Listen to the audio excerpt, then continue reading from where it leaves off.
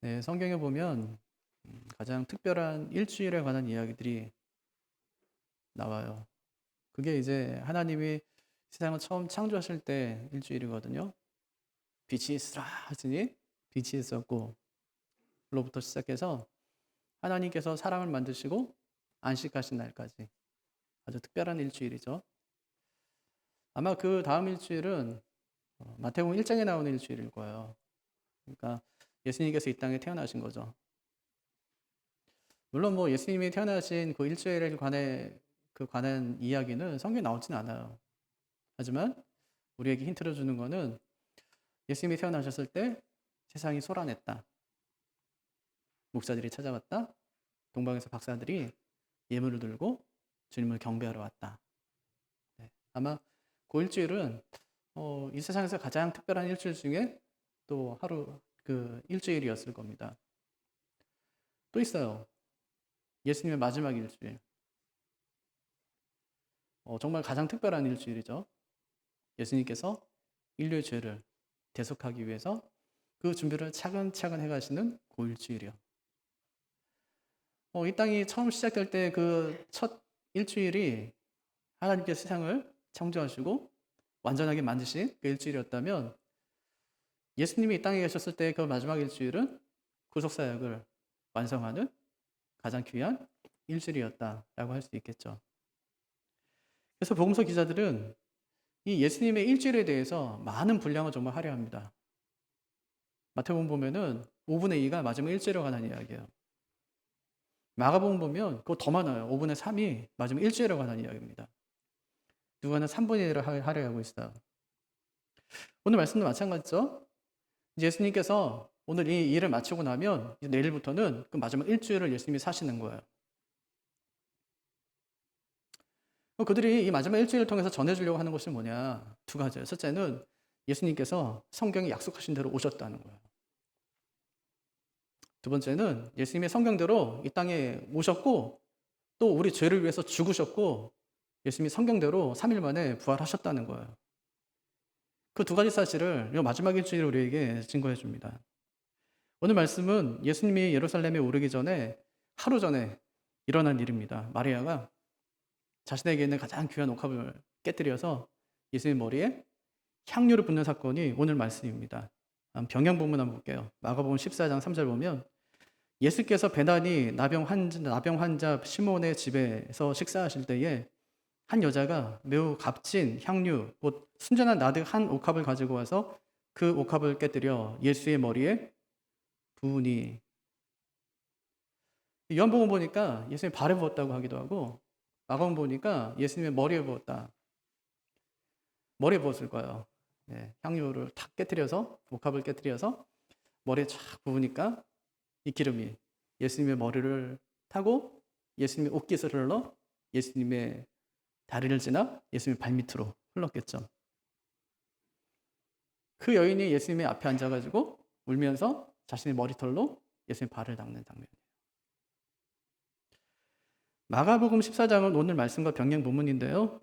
마가는 샌드위치 구조를 사용합니다. 1절과 2절 보면 서기관과 대제사장이 예수님을 죽일 모의를 해요. 10절과 11절을 보니까 가룟유다가 예수님을 팔아넘겨요. 대제사장에게 팔아넘겨서 예수님을 죽일 것을 말해요. 그 중간에 나온 3절부터 9절까지가 오늘 말씀 얘기예요. 한 여인에 관한 이야기죠. 그 여인이 옥합을 깨뜨렸다. 주님 머리에 부었다. 자신의 발로 자신의 머리털로 주님의 발을 닦았다. 이렇게 세 장면 모두 예수님의 죽음과 연관이 있습니다. 그러니까 예수님의 죽음과 연관이 있다는 것은 이 말씀이 여인의 헌신에 관한 말씀이 아니라는 거예요. 어떤 여인이 있었는데 그 여인이 예수님을 위해서 가장 귀한 옥합을 깨뜨렸어. 예수님께 드린 거야. 아까워하지 않고. 사람들은 낭비라고 했지만 예수님은 그것을 낭비라고 하지 않으셨어. 예수님이 그 헌신을 잘 받으신 거지. 우리에게는 가장 귀한 것은 뭘까? 우리도 여인처럼 가장 귀한 것을 주님께 드리자. 이렇게 접근하면은 본문이 이야기하는 거 좀 달라요. 뭔가 이렇게 접근하고 싶은데 뭔가 헌신을 좀 이끌어낼 수 있을 것 같은데 가장 귀한 것을 좀 드릴 수 있도록. 근데 오늘 말씀은 여인의 헌신에 관한 이야기가 아니라 여인이 예수님의 장례를 준비했다는 거예요. 요한복음이 두 부분으로 나눠지거든요.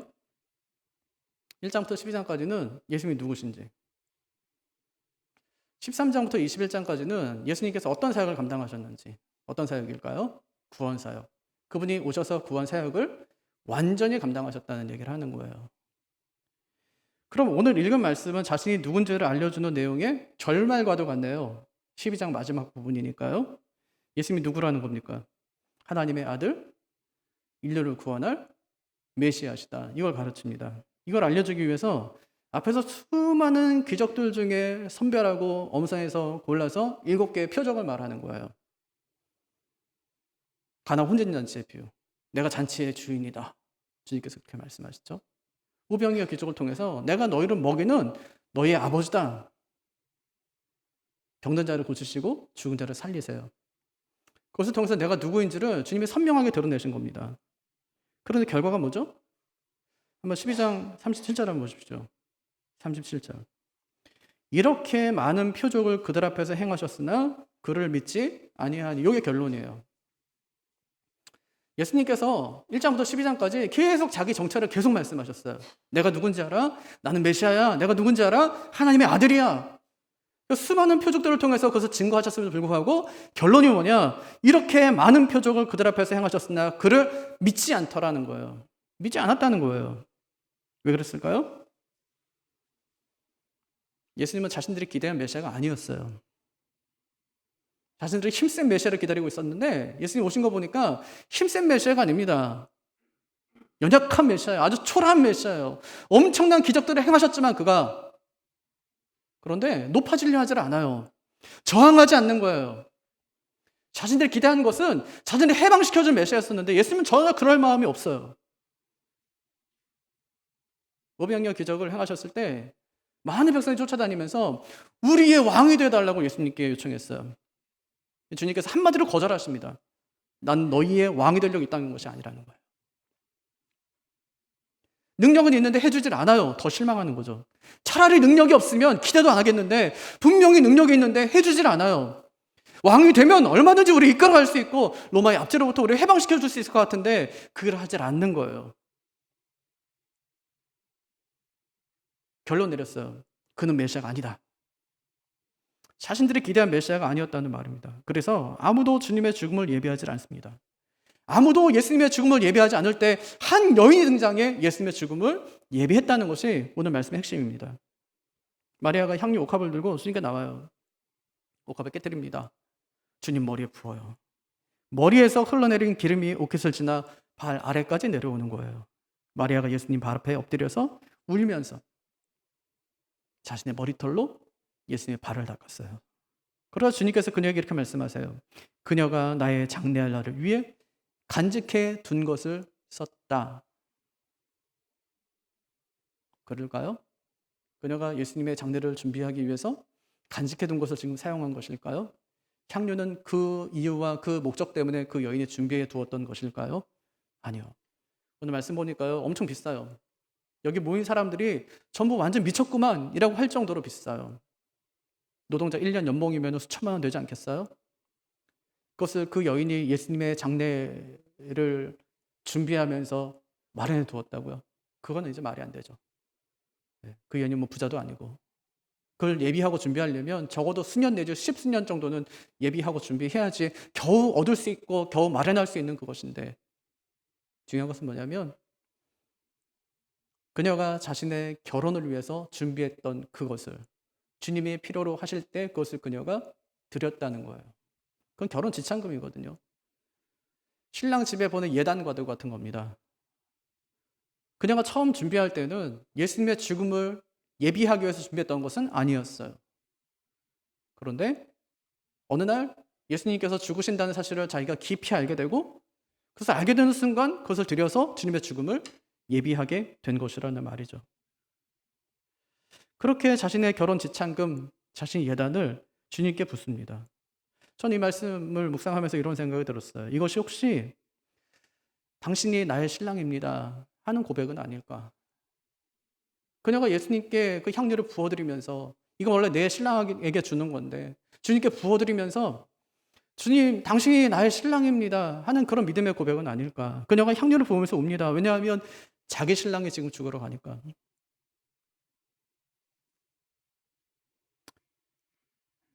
일주일 뒤면 주님께서 십자가에서 죽습니다. 그 일이 너무 빨리 진행돼서 제대로 기름 부을 시간조차 없음을 알고 아직도 주님의 죽음을 준비하지 않을 때, 아무도 주님의 죽음을 준비하지 않을 때 그녀가 주님의 머리에 기름을 부으면서 주님의 죽음을 준비하고 있습니다. 그럼 어떻게 그녀가 이렇게 준비할 수 있었을까요?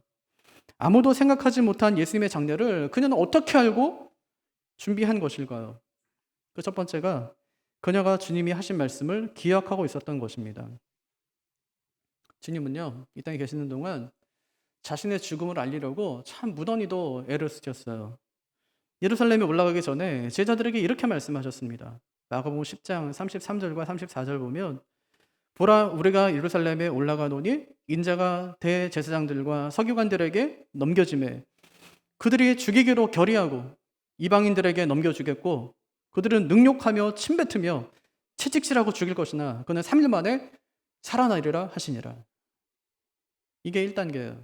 아주 구체적으로 어떻게 주님께서 잡히고 어떻게 죽으시는지, 그 죽으시는 과정 가운데 어떤 고난과 고초를 겪을 것인지에 관해서 주님께서 정확하게 말씀하신 겁니다. 하지만 제자들은 주님께서 이렇게 말씀하셨지만 그 말이 무슨 말인지 이해하지 못합니다. 그래서 2단계, 주님께서 직접 자기 몸에 한 여인이 향유 붓는 것을 직접 보게 하세요. 눈으로 직접 죽음을 예비하는 퍼포먼스를 보게 하신 것입니다. 하지만 그들은 여전히 깨닫지 못하였다는 거예요. 3단계, 이젠 아예 그냥 떡과 포도주를 놔둡니다. 떡은 내 몸이다, 포도주는 내 피다, 그렇게 말씀하세요. 그러면서까지 자기의 죽음을 말씀하십니다. 그래서 제자들은 주님의 죽음을 이해하지 못합니다. 주님이 죽음을 이야기할 때마다 그들은 주님의 말에 실망하면서 불신앙적인 태도를 보였습니다. 그들은 주님의 죽음을 이해하지 못했지만 마리아는 이해하고 있었습니다. 여러분, 제자들도 모르는 거 그녀가 어떻게 알고 있었을까요? 그녀가 지금 있는 곳에 자주 있었기 때문이에요. 지금 있는 곳이 어디죠? 예수님의 발 앞에. 예수님의 발 앞에. 그녀는 항상 주님의 발 앞에 있었습니다. 복음서 후반에 접어들면 이 여인이 자주 등장해요. 그러니까 누가복음 10장을 보면 주님이 지나는 길에 마리아의 집에, 나사로의 집에 잘 머뭅니다. 근데 마르다는 여전히 분주해요. 주님이 오셨으니까 저녁 식사를 대접하기 위해서. 하지만 마리아는 주님 발 앞에 앉아서 주님 말씀을 듣습니다. 요한복음 11장에 보면 나사로가 죽어요. 주님이 늦게 마리아의 집에 가십니다. 기다렸던 마리아가 주님 발 앞에 엎드려서 주님이 여기 계셨더라면 내 오라비가 죽지 않았을 것입니다 하고 이야기합니다. 오늘 말씀에서도 마리아는 주님 발 앞에 앉습니다. 주님 발 앞에 앉아 주님 머리에서 흘러내린 기름을 자기의 머리털로 닦습니다. 요한복음 19장에 보면 그녀가 예수님이 달린 십자가 아래 서 있습니다. 그녀는 예수님이 죽는 순간까지 예수님의 발 앞에 있기를 포기하지 않습니다. 그녀가 향료를 들고 예수님의 무덤에 찾아갑니다. 거기서 부활하신 예수님을 만납니다. 그녀가 주님의 발을 붙잡고 경배하는 거예요. 마태복음 28장 9절에 예수께서 그들을 만나 이르시되 평안하냐 하시거늘 여자들이 나아가 그 발을 붙잡고 경배하니. 그녀는 항상 주님의 발 앞에 있었습니다. 그럼 누가 주님의 발 앞에 앉아 있을 수 있을까요? 당시 유대 사회에서는 랍비의 발 앞에 앉아 있을 수 있는 사람은 서열 1위의 제자였습니다. 어떤 경우도 여자가 그 자리에 앉는 경우는 없었어요. 요즘 같아도 그렇잖아요. 아니 아가씨가 어떤 말씀 전하는 사람, 그 사람도 총각인데 만날 때마다 그 앞에 앉아 있다고 생각해 보세요. 아마 소문이 엄청나게 날 거예요. 저 뭐한 짓이냐, 둘이 무슨 관계냐 이러면서요. 하지만 마리아가 그 앞에 앉습니다. 그녀는 주님 만날 때마다 그 자리를 놓치질 않습니다. 주님만 만나면 그녀는 늘 그 자리에 있었습니다. 예수님은요 제자들에게 끊임없이 자신의 죽음과 부활에 대해 말씀하셨습니다. 심지어는 죽기 전날 밤에도 말씀하셨지만 그들은 이해하지 못했습니다. 그런데 그녀는 어떻게 그것을 이해하고 아무도 준비하지 못한 그 주님의 죽음을 준비할 수 있었을까요? 어떻게 주님의 죽음을 이해하고 그분께 향유를 부어드리며 그분의 죽음을 준비할 수 있었을까요? 그것은 그녀가 항상 주님의 발 앞에 있었기 때문입니다. 그녀가 항상 주님의 발 앞에 있으면서 주님의 말씀을 들었기 때문입니다. 여러분, 우리는 왜 10년, 20년, 30년 신앙생활을 했는데 영적인 성장을 왜 하지 않을까요? 왜 영적인 일에 우리는 그렇게 무지할까요? 마리아처럼 주님 발 앞에 앉는 시간을 갖지 않기 때문입니다. 제자들처럼 말씀을 듣는 일에 소홀히 하고 엉뚱한 일에 시간을 낭비하기 때문입니다. 마르다처럼 교회에서 일은 열심히 하지만 정작 말씀 듣는 기회를 놓치기 때문에 그렇습니다. 이것이 전부 말씀을 소홀히 여겼기 때문이다. 그런 말입니다. 그럼 제가 설교 시간마다 진짜 성경은요 100번 읽을 책입니다. 성경 한 권으로 정말 충분합니다. 하는 얘기를 얼마나 자주 합니까? 하지만 그 말씀 들었지만 그 말씀을 소홀히 여겼기 때문입니다. 우리가 그분의 발 앞에 앉는다는 것은 그분의 말씀을 듣겠다는 것입니다. 그분 앞에 앉아서 그분의 말씀을 배우겠다는 것입니다. 근데 많은 사람들이 주님의 말씀을 듣겠다고 하면서 그분의 발 앞에 앉지는 않습니다. 성경을 배우고 싶다고 하면서 성경을 읽고 공부하지는 않습니다. 이러고 30년째 이러고 있으니까 어떻게 영적인 무지에서 우리가 벗어날 수 있겠습니까? 공부를 안 하는데 어떻게 시험을 잘 봐요? 어떻게 공부를 잘해요? 성경을 안 읽는데 주님 말씀을 안 듣는데 어떻게 영적인 사람이 될 수 있겠습니까? 마리아는 주님의 말씀을 들었고 그 말씀을 믿었고 진짜 중요한 거 기억했어요. 아무도 주님의 죽음을 예비할 수 없을 때 어떻게 그녀가 주님의 죽음을 예비할 수 있었냐고요? 그녀가 주님이 하신 말씀을 기억하고 있었기 때문입니다. 사람들이 자꾸 기도 때마다 주님 위해 살겠습니다 그래요. 제 각오 첫째, 주님 위해 살겠습니다. 아니요. 우리가 어떻게 주님 위해 삽니까? 주님과 함께 사는 거죠. 다 실패했잖아요. 주님 위해 살겠습니다. 다 주를 버릴지언정 우리 절대 주님 버리지 않습니다. 가자 주를 위해 해봤어요. 제자들이 다 실패합니다. 너 나 위해 살아. 이방 종교죠. 이방 종교는 다 넌 나를 위해 살라는 거야. 내 종이 되라는 거죠. 근데 하나님은 아니에요. 하나님이 종으로 찾아오세요. 나는 너희를 섬기러 이 땅에 왔다 그렇게 말씀하세요. 내가 너희를 위해 살겠다는 거예요. 그리고 너희 나와 함께 살자요. 함께 사는 건 할 수 있잖아요. 주일에 살지 못해도 주님과 함께 살 수는 있잖아요. 광야 40년 동안 하나님께서는 그들을 위해서 계셨어요. 그들이 주님을 위해 있는 것이 아니라 주님께서 그들을 위해서 있었어요. 그들이 가는 곳마다 미리 앞서가시며 그들이 쉴 곳을 찾으셨어요. 마침내 그들을 가나안 땅으로, 가나안 복지로 인도해 주셨어요. 함께 사는 거예요. 주님께서는 분주일한 마르다보다 주님 발 앞에 앉아있던 그 마리아를 더 복되다 그렇게 말씀하셨어요. 일하지 말란 말 아니에요. 말씀 듣는 일을 그만큼 중요하게 여기라는 말입니다. 우리 속담에 어떤 사람의 발 앞에 앉는다는 것은 그 사람으로부터 배우려는 자세다. 그런 말이 있습니다. 우리가 주님 발 앞에 앉는다는 것은 우리가 주님의 말씀을 배우겠다는 것입니다. 그러면 성경은요 절대로 듣거나 읽는 데서 멈추면 안 돼요. 어떻게 되냐? 공부하고 연구해야 돼요. 반드시 그렇습니다. 제가 얼마 전에 라디오에서 어떤 스님이 하는 말을 들었어요. 그건 굉장히 충격적으로 나왔어요. 그 말이. 요즘 스님들 공부를 안 해. 전 스님도 아닌데 저한테 하는 말 같았어요. 요즘 목사들 공부를 안 해. 그럼 목사만 그러겠습니까? 요즘 성도들 공부를 안 해. 제가 대학 다닐 때는요. 선배들한테 성경을 배웠어요. 네. 그때 선배들이 후배들에게 성경을 가르쳤어요. 아마 저보다 연배가 한 5년, 6년 이렇게 더 하신 분들은 아실 거예요. 교회에서 신앙생활을 어떻게 하셨는지. 그때 SFC 하면서 어떻게 하셨습니까? 대학생을 보내면서. 누가 여러분을 가르쳤습니까? 교육자들이요? 아니요. 선배들이에요. 선배들이 로마서를 가르치고 선배들이 갈라디아서를 가르쳤어요. 구원이 뭔지, 복음이 뭔지 선배들에게 다 배웠어요. 요즘 대학생들에게 가르칠 수 있냐? 아니요. 왜 없을까요? 공부하지 않으니까. 성경 읽지 않으니까. 성경을 몰라요.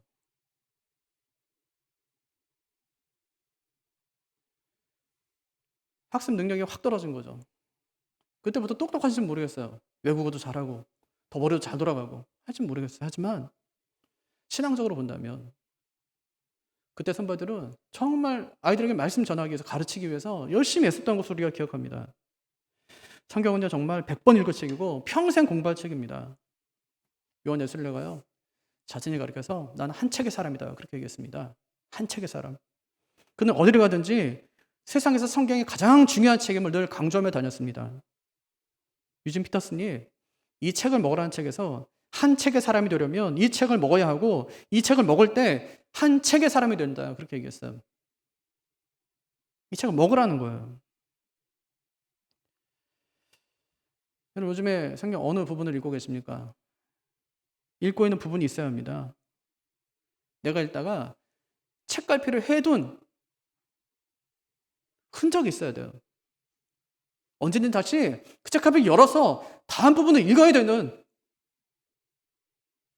그런 성경이 우리에게 있어야 합니다. 왜 교회를 오래 다녔는데 영적으로 성장하지 않을까요? 혹시 주님 발 앞에 앉아있는 시간을 소홀히 했기 때문은 아닙니까? 코로나 3년 차가 되었어요. 사람을 만나는 시간이 현격하게 줄었습니다. 주님 만나는 시간은요. 코로나가 우리의 영적인 성장을 우리에게 영적인 성장을 할 수 있는 기회를 제공해 주었다. 처음에 우리 그렇게 이야기했어요. 우리가 좀 잠잠히 주님 옆에 앉아서 다시 한번 자기 자신을 돌아보고 신앙을 재점검하는 그런 시간으로 하나님께서 우리에게 주셨다고 생각했어요. 하지만 3년 지나고 나니까 아니요. 그렇지 않았어요. 사람 만나는 시간만 준 것이 아니라 주님 만나는 시간까지 줄어버렸다는 것입니다. 마리아가 주님께 향유를 부을 수 있었던 것은 그녀가 주님의 발 앞에서 들었던 그 말씀을 기억했기 때문이에요. 제자들은 훨씬 더 많이 들었습니다. 하지만 그들은 기억하지 못했어요. 주님 발 앞에 앉기를 즐거워하는 분들이 되시기를 바랍니다. 마리아가 어떻게 주님의 장례를 준비할 수 있었다고요? 그녀가 주님께 들은 말씀을 기억했기 때문이에요. 이게 첫 번째. 두 번째는 그녀가 주님을 사랑했기 때문입니다. 마리아가 향유 부으니까 사람 난리가 났어요. 마태는 거기 있는 사람들 중에 막 난리난 사람들을 제자들이라고 얘기해요. 요한을 보니까 가룟유다라고 이야기해요. 가룟유다만 지금 난리친 게 아니라는 말이에요. 아니 그 아까운 돈을 그 아까운 거를 가난한 사람들에게 주면 훨씬 더 잘 쓸 수 있을 텐데 뭐 하려고 그렇게 있으니 머리에 붓고 그렇게 땅바닥에 그냥 허비해버려. 그 낭비 아니야? 허비 아니야? 가룟 유다만 그렇게 하는 것이 아니라 제자들 모두가 그렇게 했다는 말입니다. 만약에 그곳에 종교인들이 있었다면 6월절 기간에 가난한 자를 돌보라는 그 말씀을 지켜야지 이게 무슨 짓이냐고 했을지도 모릅니다. 거기에 많은 사람들이 있었지만 예수님만 마리아의 행동을 이해합니다. 예수님 말씀하셨어요. 마리아가 나의 장례를 위해 자신의 가장 귀한 것을 드렸다. 사람들은 향유를 돈으로 봅니다. 그런 건 낭비예요. 없어져 버렸으니까. 하지만 주님은 향유를 돈으로 보지 않습니다. 돈이 버려진 것이 아니라 사랑이 부어졌다고 주님께서 말씀하시는 겁니다. 그럼 사랑은 낭비하는 거예요. 아니, 낭비 없는 사랑이 어디 있어요? 자식을 사랑하는데 낭비하지 않아요? 그럴 수 없어요. 사랑하는 사람을 만났는데 낭비하지 않아요? 그럴 수는 없어요. 사랑에 비용이 들어가죠. 시간도 감정도 지불되는 것입니다. 그것이 낭비처럼 느껴지는 순간 사랑도 식는 거예요. 남자 여자가 교제하고 있었어요. 어느 순간부터 남자가 자꾸만 연락도 안 받아 연락도 안 하고 만나지는데 시간이 없대요. 나는 너를 위해서 쓸 돈이 없고 너를 위해 드릴 시간이 없다는 말이에요. 뭐죠? 사랑이 식어진 것이죠. 사랑하면 시간도 돈도 재능도 자신도 다 낭비해요. 낭비의 폭과 사랑의 깊이는 항상 비례하는 것입니다. 사랑하는 만큼 낭비하는 겁니다. 틀림없는 사실이죠. 사랑이라는 단어는 생각할 사자에 헤아릴 랑자가 합해져서 된 말입니다.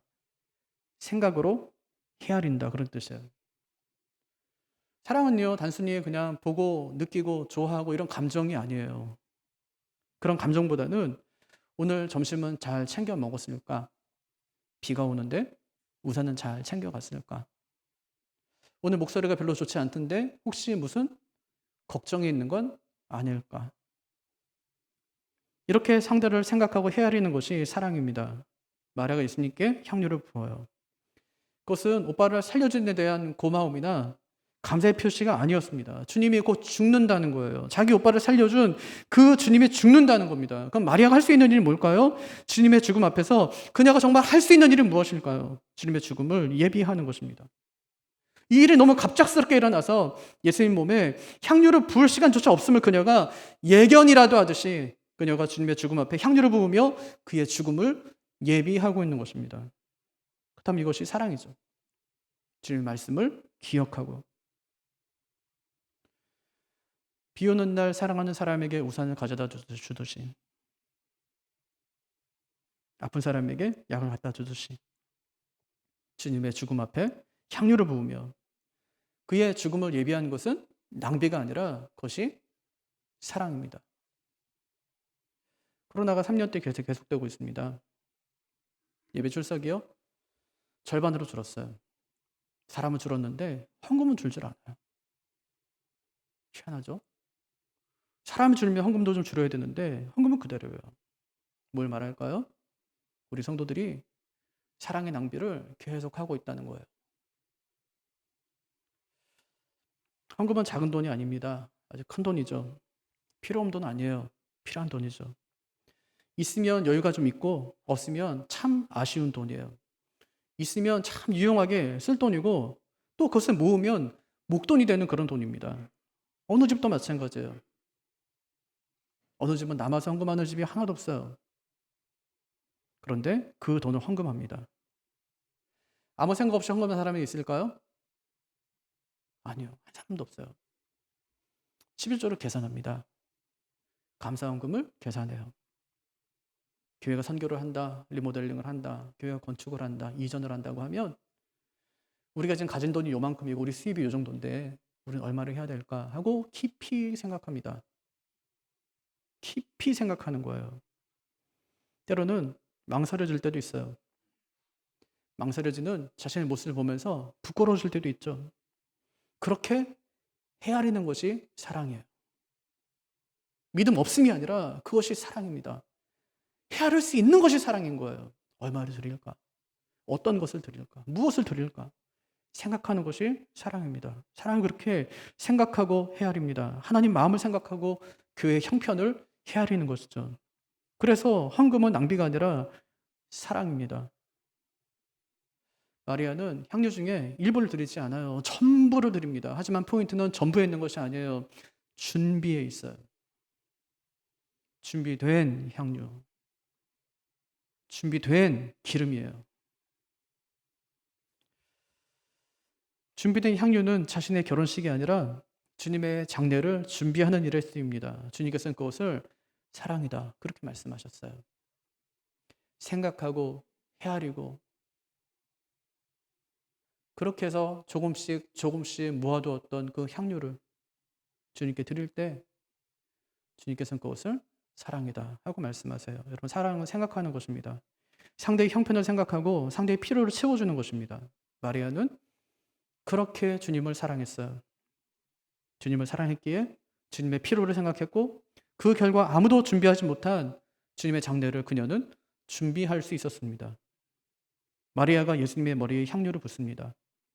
아무도 예수님 머리에 향유를 붓지 않을 때 마리아는 예수님 머리에 향유를 붓습니다. 그녀가 어떻게 그렇게 할 수 있었을까요? 그녀가 주님 말씀을 기억했기 때문이고 그녀가 주님을 사랑했기 때문입니다. 이런 마리아의 사랑이 온 집안에 퍼져가는 거예요. 향기는 막을 수 없어요. 그녀가 보인 사랑이 향기가 되어서 다른 사람에게 또 다른 사람에게 전해집니다. 주님께서 말씀하세요. 앞으로 많은 사람이 그녀가 한 일을 이어가게 될 것이다. 그게 마가복음 14장 9절에 나오는 말씀이에요. 내가 진실로 너에게 이르노니 온 천하에 어디서든지 복음이 전파되는 곳에는 이 여자가 행한 일도 말하여 그를 기억하리라 하시니라. 그녀를 기억한다는 말은 그녀의 일을 높아진다. 봤지? 마리아 봤지? 저 정도 했어. 그것이 아니라는 말이에요. 그녀처럼 그 일을 하는 사람이 많아지게 될 것이다 하는 말이에요. 2000년이 지났어요. 실제로 그녀처럼 주님을 위해서 준비된 것으로 헌신한 사람들이 세계 곳곳에 너무너무 많이 생겼습니다. 거룩한 낭비가 지금 전 세계적으로 일어나고 있다는 말이에요. 거룩한 낭비가 일어나는 것은 그들이 주님을 사랑하기 때문입니다. 주님을 사랑하는 것은 단순한 입술의 고백이 아니에요. 주님의 마음을 헤아리고 내가 어떻게 할지를 결정하는 것입니다. 마리아는 주님의 말씀을 기억했고 사랑을 실천하였습니다. 말씀을 정리하겠습니다. 마리아가 주님을 위해서 옥합을 깨뜨립니다.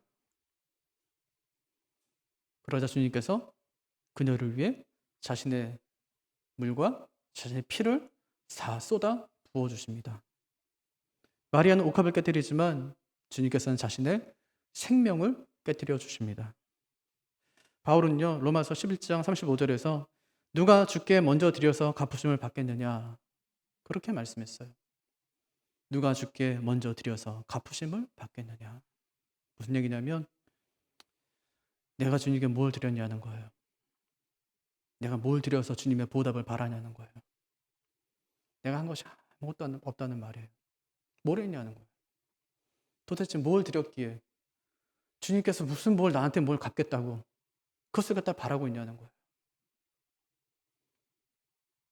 내가 드린 것은 아무것도 없습니다. 저는 무익한 종입니다. 하는 것이 우리의 고백이 되어야 한다는 말이죠. 생각해 보세요. 내가 드린 것은 1이에요. 주님께 받은 것은 100이고 1000이고 만이고 헤아릴 수가 없어요. 마리아가 주님의 죽음을 예비했더니 주님께서는 자신 생명을 깨뜨려서 그에게 영원한 생명을 부어주십니다. 그 주님께 무엇을 드린들 아깝겠습니까? 주님께서 그렇게 옥합을 드린 여인에게 내가 좋은 일을 하였구나. 내가 참으로 아름답구나 하면서 칭찬해 주십니다. 우리의 향료는 무엇입니까? 우리 향료 어디 있습니까? 우리의 향료가 마리아처럼 정말 귀하게 쓰임받기 원한다면 이 세 가지를 기억하십시오. 첫째, 마리아처럼 예수님 발 앞에 앉으십시오. 둘째, 거기서 들은 말씀을 기억하십시오. 셋째, 마리아처럼 주님을 사랑하십시오. 주님의 필요를 위해서 나의 귀한 옥합을 깨뜨릴 줄 아는 그런 믿음의 사람들이 다 되시기를 주님의 이름으로 축복합니다. 자리에서 일어나셔서 우리 함께